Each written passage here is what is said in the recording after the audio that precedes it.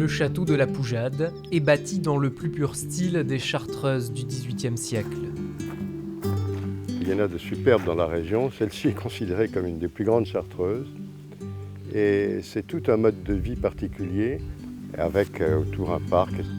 Des arbres pluricentenaires, une orangerie et une terrasse donnant sur les hauteurs d'Urval. L'historien Francis Baudard s'est intéressé à l'histoire du lieu, car la Poujade a tenu un rôle important durant la Seconde Guerre mondiale.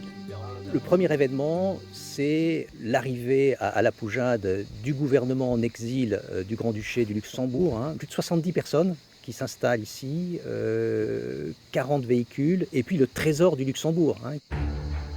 Une halte de quelques jours avant le départ pour l'Espagne. Mais un autre trésor ne tardera pas à arriver. Il est décidé de transférer le musée de Montauban à la Poujade, musée consacré essentiellement à Ingres, mais dans lequel il y avait des dépôts d'œuvres d'art du musée du Louvre. L'avantage évidemment de la Poujade, c'est d'être éloigné des zones de bombardement.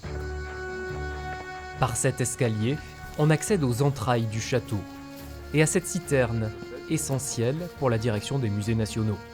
La direction avait veillé à ce qu'il y ait un réservoir suffisant pour pouvoir prévenir tout risque d'incendie qui pouvait menacer les œuvres d'art entreposées à la Poujade.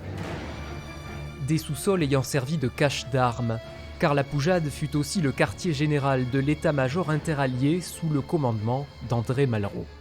Il va être reçu par le Conseil national de la résistance, va revenir et va en quelque sorte s'autoproclamer responsable régional de la résistance, donc pour toute la région Dordogne, Lot, la région R5.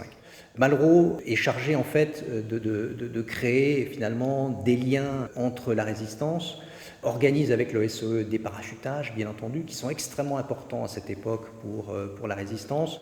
Au château demeurent encore aujourd'hui quelques reliques de cette coopération internationale pour libérer le pays. Entre autres choses, ce drapeau anglais qu'il se préparait à poser lors de la victoire.